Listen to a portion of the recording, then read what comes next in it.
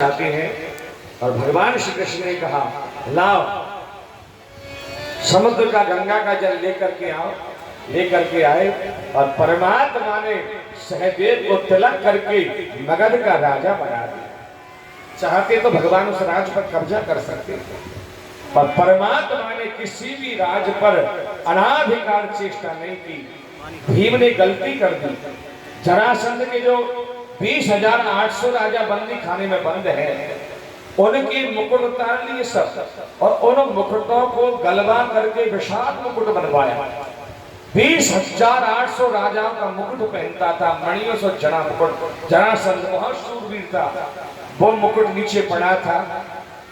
भगवान चाहते थे कि सहदेव को पहना दें, पर भीम ने मुकुट उठा के कहा ये मुकुट तो मैं लेके जाऊंगा। भगवान ने कहा ये अन्याय का सोना है, इसे मत ले जा, मेरी बात मान, मत ले इसे। नहीं, मैं इसको लेके जाऊंगा, मैंने मारा है जरासंध को। भगवान ने बहुत समझाया, भीम नहीं माना, उस मुकुट को लेकर के आया। युधिष्ठिर से कहा भगवान ने इसको तहखाने में पटक दे, इस मुकुट को रखियो, ये अन्याय का सोना है और तुम्हारे वंश के विनाश की जड़ है। वो तहखाने में पटक दिया गया। और जिस दिन महाराज परीक्षित शिकार खेलने गए थे, उस दिन इसी मुकुट को पहन के गए थे। यदि ये मुकुट महाराज परीक्षित ने ना पहना होता तो महाराज परीक्षित के माथे पर कलयुग कभी बैठ ही नहीं पाता।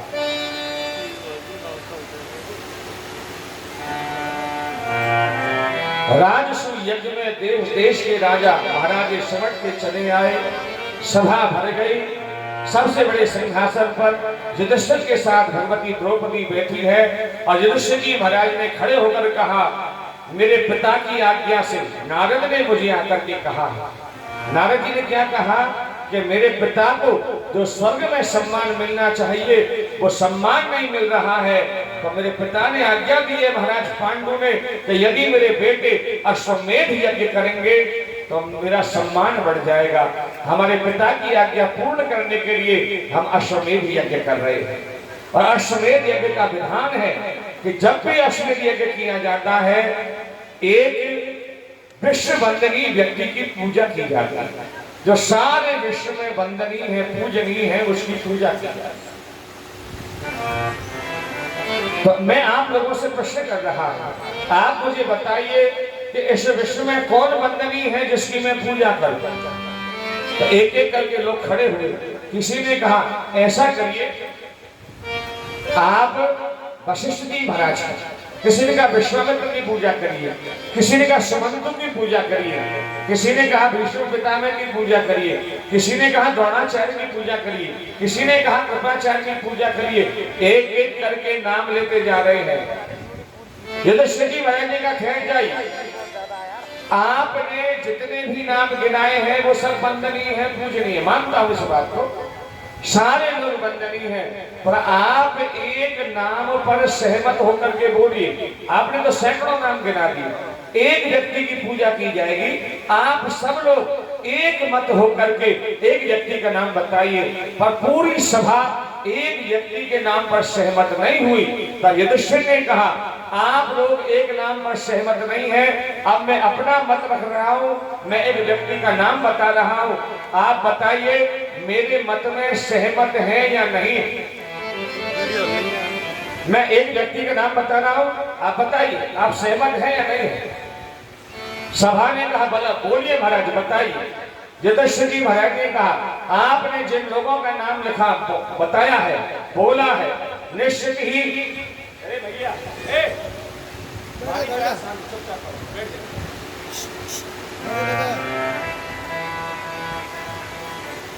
आपने जिन लोगों का नाम गिनाया है निश्चित ही वो वंदनीय है, कोई शक नहीं है इसमें। पर मेरे अनुसार यदि इस समय विश्व में कोई वंदनीय है, पूजनीय है, तो एक व्यक्ति है और वो है द्वारिकानाथ। और सबसे पहले हाथ किसने उठाया? सबसे पहले हाथ उठाया सहदेव ने, जरासंध के बेटे ने। और एक एक करके हाथ उठते जा रहे हैं, कृष्ण के पक्ष में हाथ उठते चले जा रहे हैं।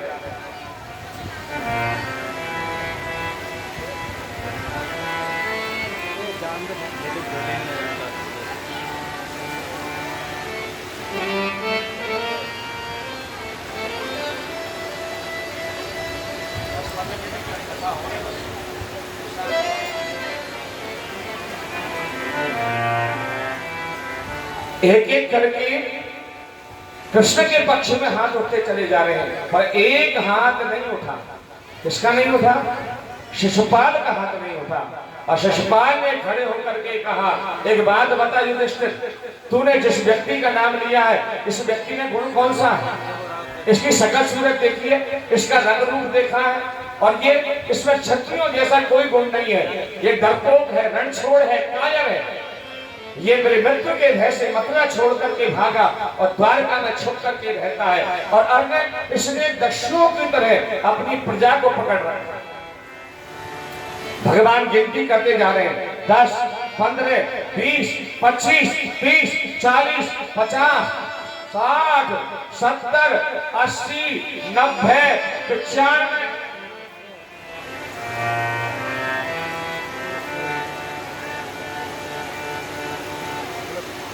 बस 15 मिनट हो गया, 15 मिनट बैठो, 15 मिनट, 10 मिनट।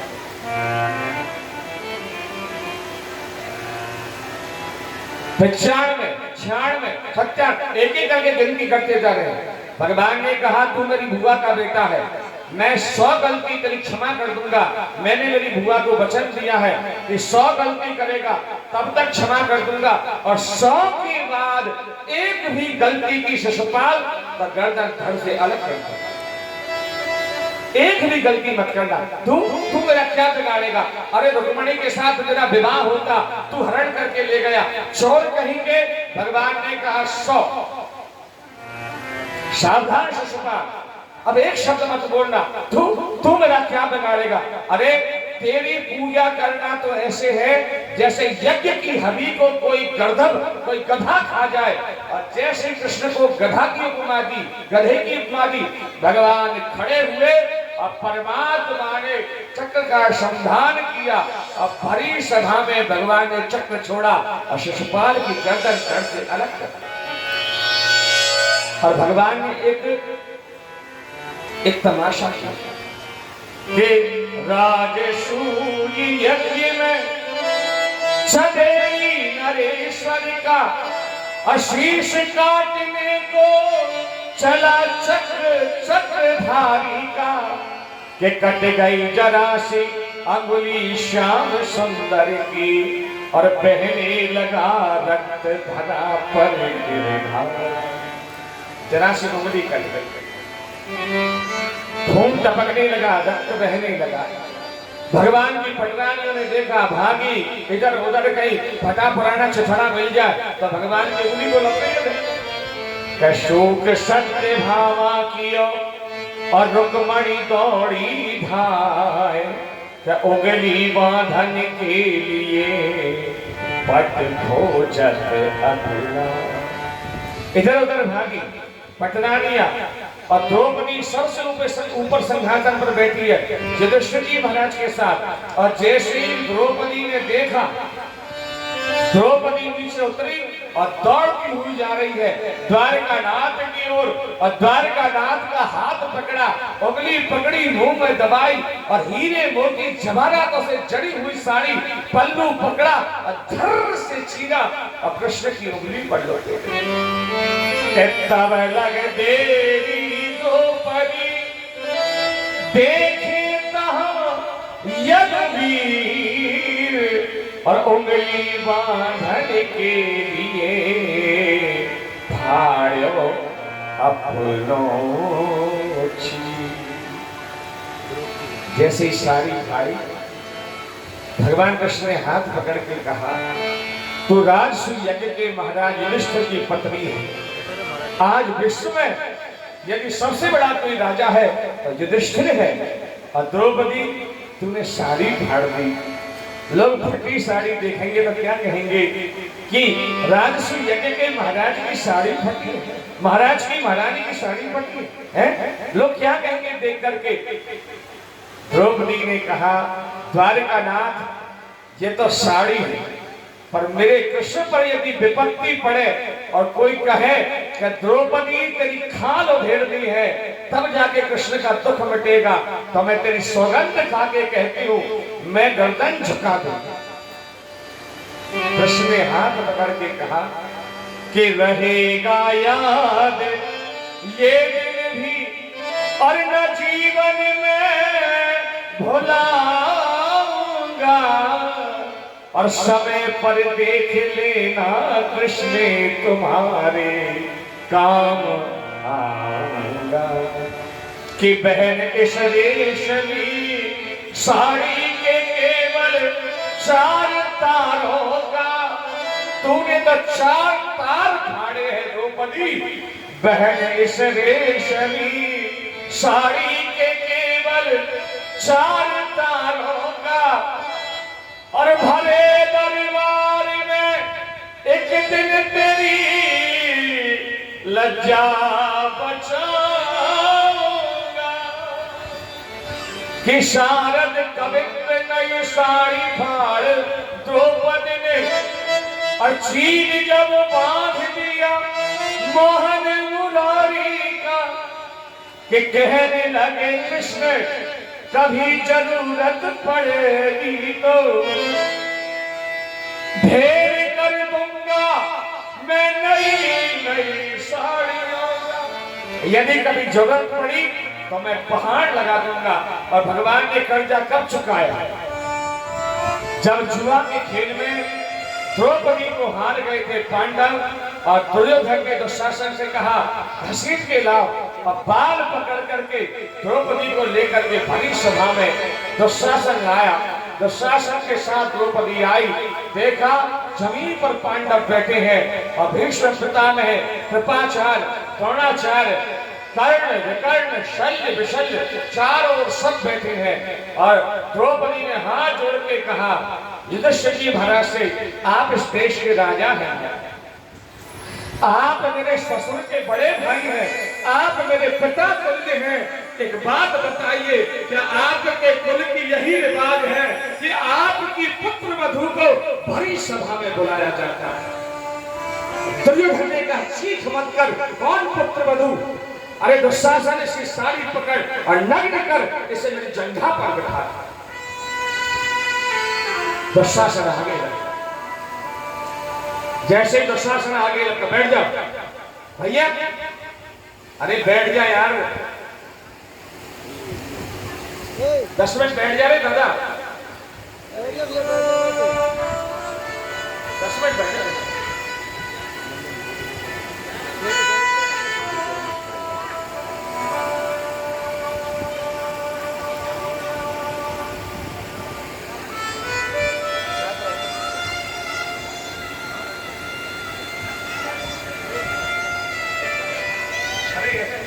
मुझे कथा नहीं होती है, लगा कोई कीर्तन करता रहा, प्रसंग का नाश हो जाता था।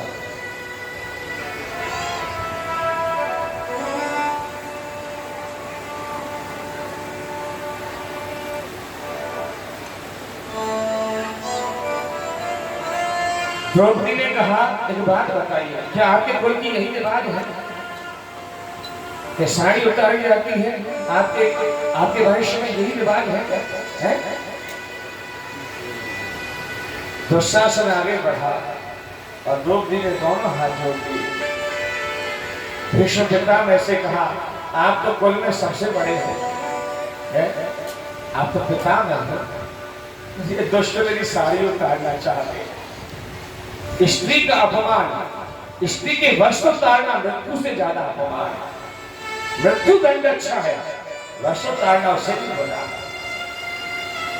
दुशासन ने लपक करके द्रौपदी की साड़ी पकड़, द्रौपदी ने कहा है कोई धर्म को जानने वाला, है कोई क्षत्रिय जो मेरी रक्षा कर सकता है? कोई?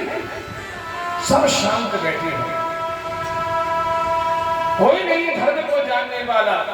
भीष्म पितामह की हिम्मत हुई, खड़े होने लगे, तब दुर्योधन ने तिरछी नजर करके देखा और भीष्म पितामह बैठे।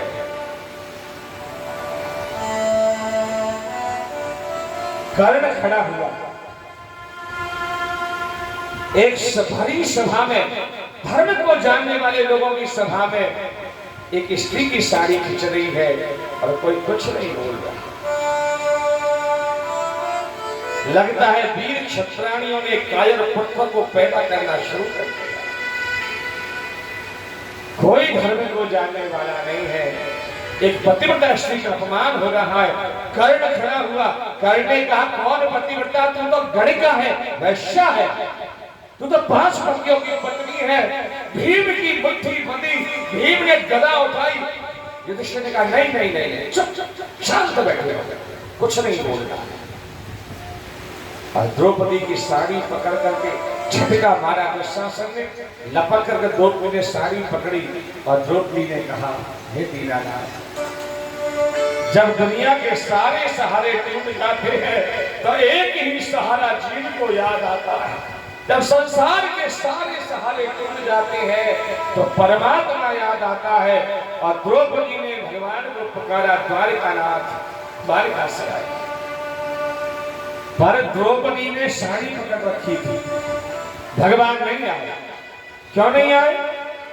क्योंकि द्रौपदी अपनी शक्ति का प्रयोग कर रही है, और जब तक जीव अपनी शक्ति का प्रयोग करता है परमात्मा कृपा नहीं करते। जब तक जीव पूर्ण शरणागति नहीं देता तब तक भगवान कृपा नहीं करते।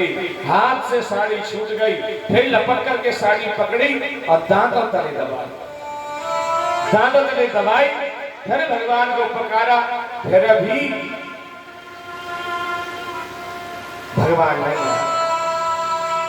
जब द्रौपदी ने देखा कि मेरे पति नहीं बोल रहे, कोई धर्म को जानने वाला नहीं बोल रहा, और इन सबको छोड़ो मेरा द्वारिका नाथ नहीं आ रहा, तो द्रौपदी ने कहा दुशासन तू क्या साड़ी उतारेगा, मैं खुद अपनी साड़ी उतार करके दुर्योधन की जंघा पर बैठ जाता। जब कोई सहारा नहीं मेरा, छोड़।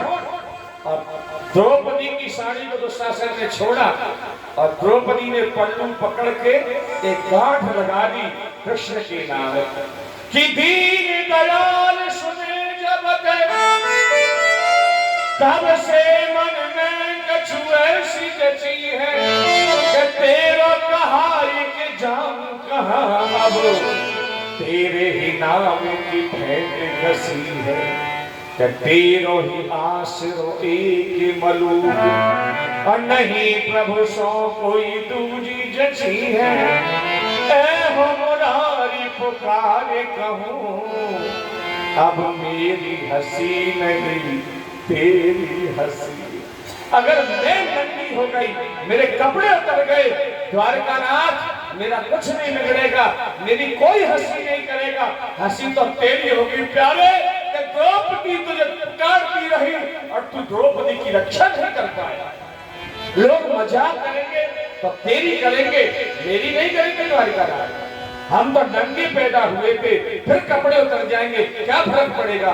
पर तेरी दयालुता पर, तेरी कृपालुता पर, तेरी भक्तों के ऊपर अनुशंसा पर दाग लग जाएगा। कोई बात नहीं, कोई बात नहीं, मत आ मत आ, अरे साड़ी उतर जाएगी मत आ। पर एक बात याद रख, क्या एक बात याद रख, अगर एहसान करना नहीं आता तो एहसान चुकाना ही सीख ले। और याद कर वो दिन जब तेरी साड़ी, जब तेरी उंगली कटी थी और मैंने मेरी साड़ी फाड़ी थी, अरे उसका ही बदला चुका दे। तेरी उंगली कटी और मैंने साड़ी फाड़ी, जैसे कृष्ण ने ताना मारा, दुशासन ने साड़ी पकड़ी और साड़ी खींची और भगवान वस्त्रावतार लेकर के आ गए और भगवान के हाथ से साड़ियां निकलती जा रही है। दुशासन खींचता जा रहा है कि साड़ी में, और साड़ी बेचे नारी है, नारी बेचे साड़ी, साड़ी बेचे नारी है, नारी बेचे साड़ी है, साड़ी बेचे नारी है, नारी बेचे साड़ी है, साड़ी बेचे नारी है, नारी बेचे साड़ी है, साड़ी बेचे नारी है, नारी बेचे साड़ी है, साड़ी बेचे नारी है, नारी बेचे साड़ी है, साड़ी बेचे नारी है, नारी बेचे साड़ी है, साड़ी बेचे नारी है, नारी बेचे साड़ी है, साड़ी बेचे नारी है, नारी बेचे साड़ी है, साड़ी बेचे नारी है, नारी बेचे साड़ी। कहा करे बेरी प्रबल जो सहाय यदुवीर, और 10,000 गज के वाले घट्यो पर घट्यो 10 गज 10,000 हाथियों का बल थक गया, पर 10 मीटर की साड़ी नहीं गई। लाल, हरी, पीली, काली, रंग बिरंगी, गुलाबी साड़ी पर साड़ी निकलती जा रही है। लोग कह रहे हैं ये द्रौपदी कपड़े की गुड़िया है या कपड़े में से द्रौपदी निकल रही है, द्रौपदी में से कपड़ा निकल रहा है। भगवान ने देखा कि मेरे भक्त मुझे रोज स्नान कराते हैं, रोज वस्त्र पहनाते हैं, रोज भोग लगाते हैं। आज पहली बार मुझे भक्त को वस्त्र पहनाने का अवसर मिला है। क्यों ना भक्त के ऊपर कृपा करनी है तो पूरी तरह कृपा करूं।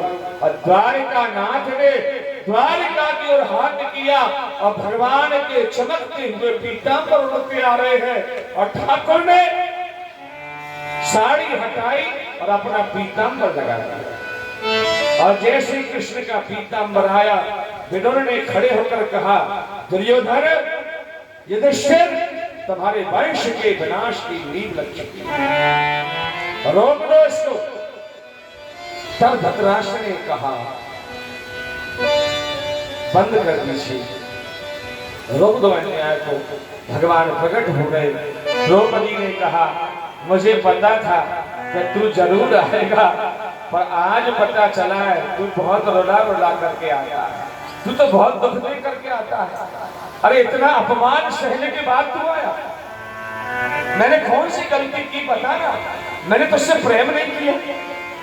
अरे मैं दिन रात तेरा नाम जपती रहती हूँ, उसके बाद इतना अपमान सहन करना पड़ा। भगवान ने कहा द्रौपदी गलती मेरी नहीं थी, गलती तो आपकी थी। मेरी क्या गलती थी? मैं तू बार बार कह रही थी द्वारका नाथ द्वारका से आओ, द्वारका नाथ द्वारका से आओ। अब मैं तो यहीं खड़ा था, तू कह रही थी द्वारका नाथ द्वारका से आओ, तो यहाँ से भाग के द्वारका गया और द्वारका से लौट के आया। अब आने जाने में द्रौपदी देर तो लगती है। गलती मेरी नहीं। और द्रौपदी ने कहा मैं भरी सभा में प्रतिज्ञा कर रही हूँ, जब तक दुशासन की छाती का लहू मेरी मान का सिंदूर नहीं बनेगा, मैं छोटी ही नहीं बनूंगा। और प्रतिज्ञा की भीम ने, तू तो एक ही बात कर रही है, मैं 4 प्रतिज्ञा करता। मथुरा भी कौरव सतम, एक दुशासन को छोड़ 100 भाइयों को मारूंगा, 100। मथना भी कौरव सतम समरेन कोपाल, और दुशासन रुद्रम न प्रमाम दृष्टे, और दुशासन की छाती चीर करके इसका खून पी जाऊंगा। और जिस दुर्योधन ने कहा है ना कि जंघा पर बिठा दे, इसकी जंघा के टुकड़े टुकड़े कर दूंगा। और 4थी प्रतिज्ञा पूरा विश्व मिलकर के एक हो जाए, पर भीम की प्रतिज्ञा को कोई नहीं रोक पाए। यहीं से महाभारत की नींव लग गई। भगवान ने राष्ट्र को पूरा करवाया। आइए पढ़ाइए, तो शाम का समय हो गया। लटा पटा सखी लटा पटा, बाकी बिहारी के गेट छटा।